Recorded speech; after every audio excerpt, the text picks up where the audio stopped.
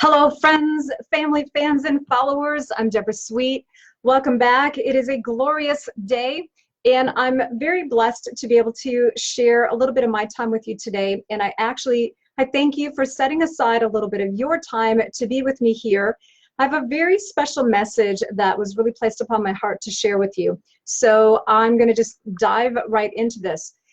Let me come up with a little bit of a disclaimer. So I'm sharing from personal experience, and I really hope that for those of you that are watching here today, that this really helps either you or, again, sometimes my message is for a person in your life.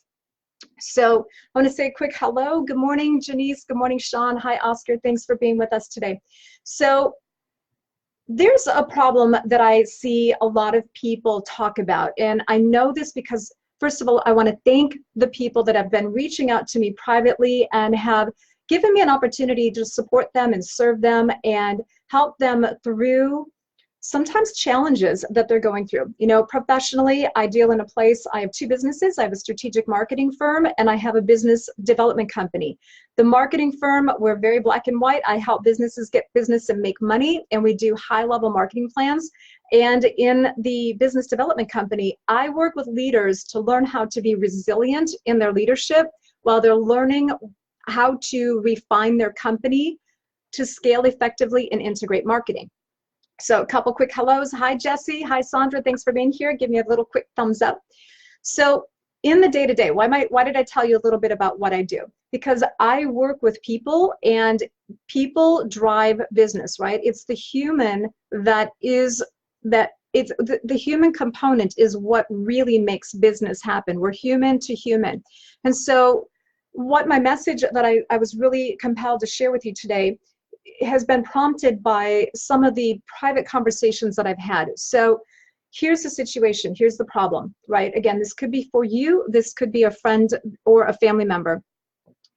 We all have challenges that show up at work, that show up at life. Some of them are very deep, they're very private. Some of them are really public, right? But it takes us as that human to decide, how do we get through that challenging situation? And there's many ways to get on the backside of a challenge. But often the people in my world, and I've shared this before, if you've come into my world, more than likely it is not coincidence. The people in my world, I know that you pray in private. You've suffered in silence. I know, because I did. Over my years, I've had so many challenges, and I suffered for a very long time because I didn't know where to go for an answer. And I started praying when I was very young. So this message is for that you. If it is you that is seeking knowledge on how to get your prayers answered, you feel like you're praying or you don't know how to pray to get your prayers answered, that's what I'm going to talk about. I've got 5 tips to show you some things that I've learned that has helped me have a stronger spiritual connection, to have a stronger platform, and to feel more full in the heart. Now, I know this is a little controversial because I'm talking business, I'm talking about prayer, and we're not supposed to bring these worlds together, but this is where I'm gonna go beyond status quo thinking, because I pray every day, throughout the day, for my businesses, for my clients, for my friends, for my family, for you, for my Facebook people, for my YouTube people. So I will share with you that, first of all, I'm not a preacher, I'm just a person, right? And so part of my story is coming through a lot of learning and a lot of seeking. And so from very young, when I would feel troubled in the heart, I would pray, not really knowing if this is the way to do it. I grew up in a really church-specific family, and I would go to church every weekend and during the week. And one of the things they never taught us is really how to pray. And it was very religious, actually. It was very religious, very rigid, but I didn't ever really feel like my prayers were answered. So I'm just going to jump right into this, and I'm going to share I don't consider myself religious per se. I actually left a formal church. I looked at many different opportunities. So this part I'm only speaking about me, but my 5 tips on how to get your prayers answered should support you regardless of what your core beliefs are. So I will share with you that this is my first Bible that I read. When I learned how to read it, you'll see it's kind of a mess, right? My pages are falling apart. They're dog-eared. They're all messed up. I have another, this is my other one. This one too, I love this one. I take very good care of it. But these are some of my resources, because it's kind of important at some point to know what sits in the Bible, to know what some of the things that are available for you to have fulfilled. But even if you don't go to the Bible yet, you can apply these 5 tips today and start to see more changes happen in your life. So I do want to say one other thing before I go into this and share the 5 tips. I've had conversations with friends, even people that I just meet out and about that kind of research me. Who are you and why are you telling me these things? And I will share with you that quite a few years ago, I was very inspired to write what was a blog, just an article. And that article turned into an ebook, and then my husband read it and he's like, Deb, this isn't done, you need to write more. So I actually wrote a book called Repairing the Reprobate Mind. Now I'm going to share, this is not my content, this came from divine brain dumping. I typed it all out, I put it all together. This did come after hours and hours and hours and hours and hours of researching the subject. Okay, so this isn't taken, I don't take this subject lightly. So the reason I'm sharing this is that this book, first of all, if you have been feeling like, man, I have made so many bad choices in my life. Okay, so I'm speaking from experience here, right? I write from experience. You know, your heart and intentions might be good, but sometimes along our journey of life, we make decisions that don't work out good. Sometimes they're just not good from the beginning. So there's these feelings of guilt and shame and condemnation and self and this worry, and there's this stuff that we don't ever want to talk to people about. And that can get in our way of getting our prayers answered. And so I'm sharing that if this is you, if you have felt that way about things you've done, things you didn't do, things you wished you could have done, and you're struggling with the past decisions, connect up with me below and let's talk about this. Maybe this book will give you some insight and some encouragement for your heart, okay? So this is a practical, there's educational thing around the language of reprobate. I will share with you part of what inspired me to write this is that I got very, very, very frustrated and angry at times at the misuse of the word reprobate from people that are supposed to be spiritual in mind and spiritual in heart and leaders. And what I would see is that they would speak things that were not quite accurate, and it was causing more condemnation. So again, this is not politically correct. It's biblically accurate. So wherever you're at today, okay, if you've been praying and you're feeling like your prayers just don't seem to get answered, here's the 5 tips. Number 1, and I encourage you maybe write these down, okay? Number 1, just simply pray from the heart. Here's the thing. This isn't about being perfect. There is no right or wrong with when you express the feelings of your heart. The important thing is to be meek in the heart. Meekness is not weakness. It means that willingness, meekness is about you're willing to set back or set aside your ego and some of the other concerns to truly express how you feel. So it must be heart-centered because you can't fake this, right? If you believe in God and you believe that God is with you at all times, you can't fake this. God is a discerner of the heart. So if you're also praying and you're going through and speaking words in rote fashion, meaning you're just speaking the words, but your heart is not connected to it, your prayers are not going to be answered. It's not the way that you want them to. So we must bring our fullness into our prayer. It's not a matter of what our emotions are while we're praying. Trust me, I've had some really involved times of prayer where I'm broken down and I'm crying and I don't even know how to express the words, but I can express from my heart. There's other times I pray, I'm elated with joy, right? There's other times I pray that it's just like, I feel compelled and called to pray for you, and I do. So number one, pray from the heart.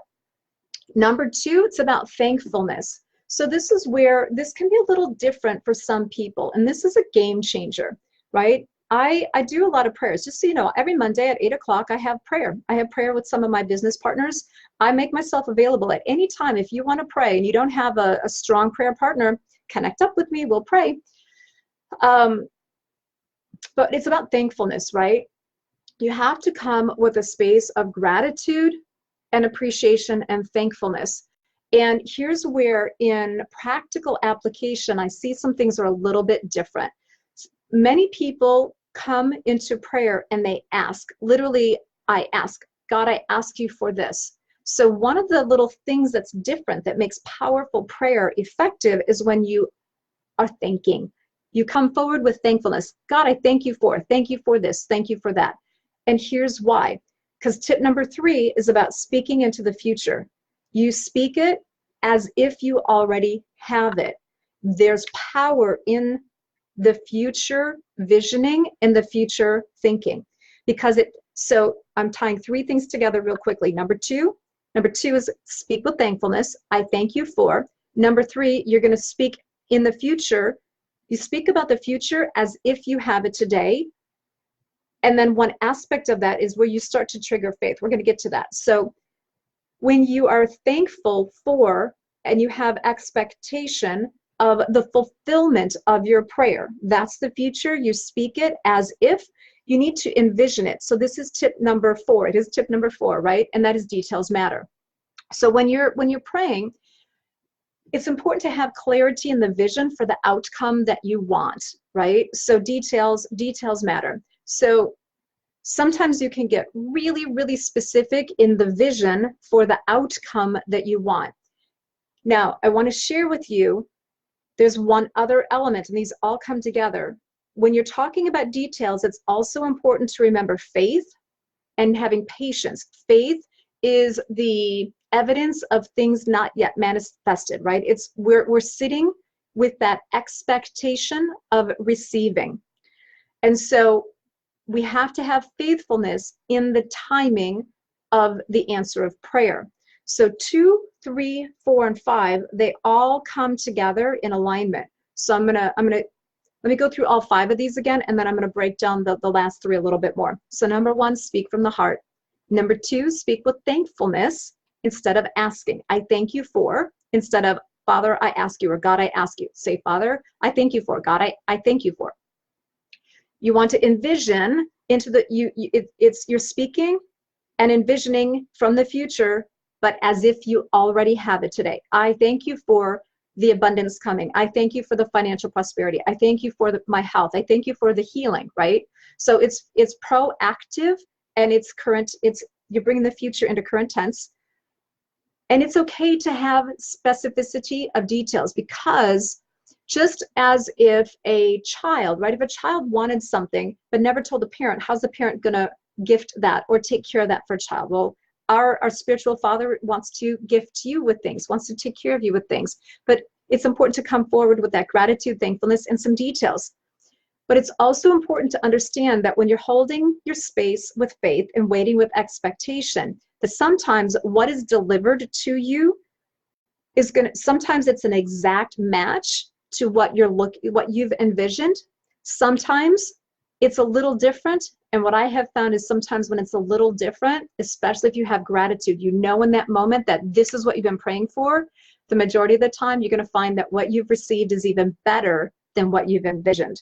But it's important to have clarity in that direction of what it is that you're asking. And it's important to hold on to that faith, that time of waiting, as if it's already happened. God hears you the first time, right? He hears you, he knows. So sometimes the bigger the need, right? Sometimes it takes a little time to line things up to fulfill your prayer. Now, sometimes a couple of other little tips, things that I've learned. Sometimes prayer doesn't always it's not always answered in the way that you think it will be, right? And God's, again, he's going to look at the heart. It all comes back to the heart. If what you're praying for is centered on greed, you're probably not going to get it. If what you're praying for comes with gratitude, meekness, and it's for profit for everybody, yourself included, chances are you're going to receive your prayer. So I want to wrap up today because there's more to this subject. I just wanted to give you 5 basic tips to help you get going to having a more fulfilling prayer life and get your prayers answered. So the first thing is speak from the heart, have thankfulness, look into the future as if, bring it into today, remember your details, get clarity on your details, and have faith. Be patient with the timing and hold space for that, so that you're ready to receive it. And you need to keep your 5 senses open, because sometimes prayers come in delivery from a friend, you know, from a contact you make. Sometimes it's a random showing up, and other times it's just laid right before you. So if you have any questions, you want to talk a little bit more, leave a comment below. I'm happy to share with you. I'm happy to support you in this space. Remember, you are worthy. You do deserve to have your prayers answered. It doesn't matter what your past is. It matters where your heart is, what you're looking for, and where you're going. And above all, live in your power, live in your peace, and rock on. All right, thanks.